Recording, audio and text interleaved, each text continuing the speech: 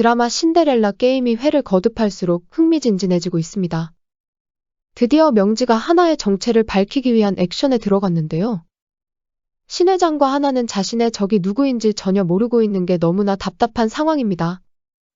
이번 회, 명지는 조영사에게 보육원을 파헤쳐 하나와 두나에 대해 알아보도록 합니다. 한편 지은과 지창은 여진의 집에 초대받아 시간을 보내던 중 집에 도둑이 들었다는 연락을 받게 되는데요. 그럼 지금부터 이번 회 자세한 이야기 속으로 들어가 보겠습니다. 이번 에피소드에서는 신 회장의 집에 초대된 지은과 지창의 모습이 펼쳐졌는데요. 명지는 이 기회를 이용해 하나의 과거를 파헤치기 시작합니다.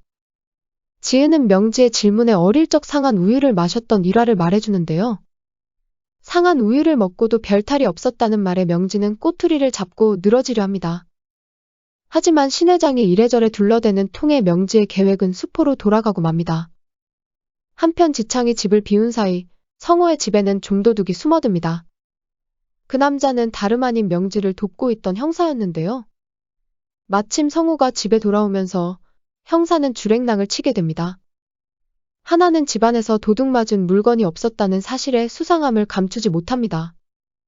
그 가운데 명지는 하나의 정체를 본인에게 알려서 자기 발로 집을 나가게 만들려 합니다.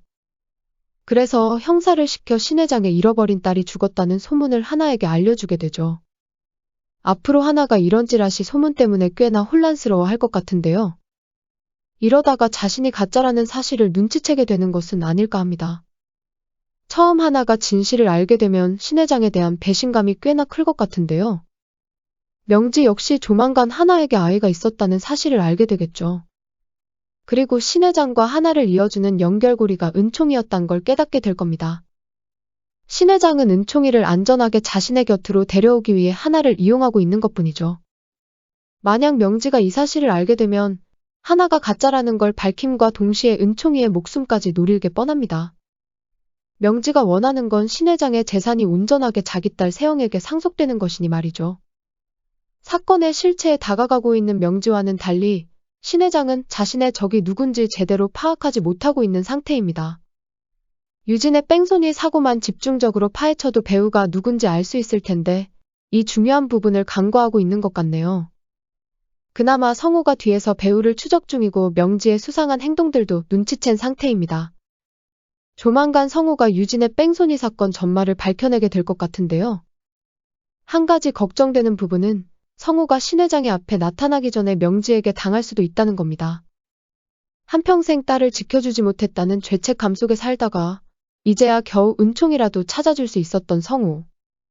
부디 딸 유진을 죽인 범인이 누군지 찾아내 은총이 끝까지 지켜주었으면 하네요.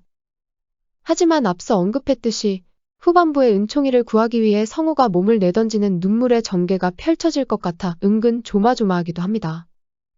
제가 개인적으로 바라는 최고의 엔딩은 성호가 집으로 돌아가 신 회장과의 관계를 회복하는 것인데요. 솔직히 유진이를 잃어버린 데는 성호의 책임이 큽니다. 낯선 곳에 여행을 가서 어린 아이들끼리 놀라고 내버려둔 건 비난받을 만한 부분이죠. 하지만 모든 걸 성호의 탓으로 돌리기에는 다소 억지스러운 부분도 있습니다. 사실 신 회장보다 마음이 썩어 문드러진 건 성호가 아닐까 하네요. 소중한 딸아이를 잃어버린 것도 모자라 아내의 모든 원망을 그대로 받아들여야 했으니 말이죠.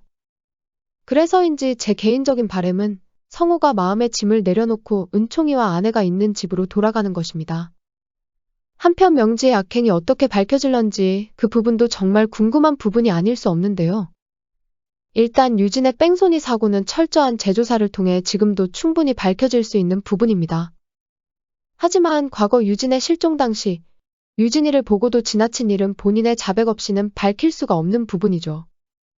이건 아무래도 명지가 세영에게 자신이 한 일을 고백할 때 누군가 몰래 이를 엿듣고 녹취를 할 것 같습니다. 그리고 그 누군가는 아마도 하나가 될 것 같네요. 하지만 신 회장이 이를 듣게 될 가능성도 배제할 수 없습니다.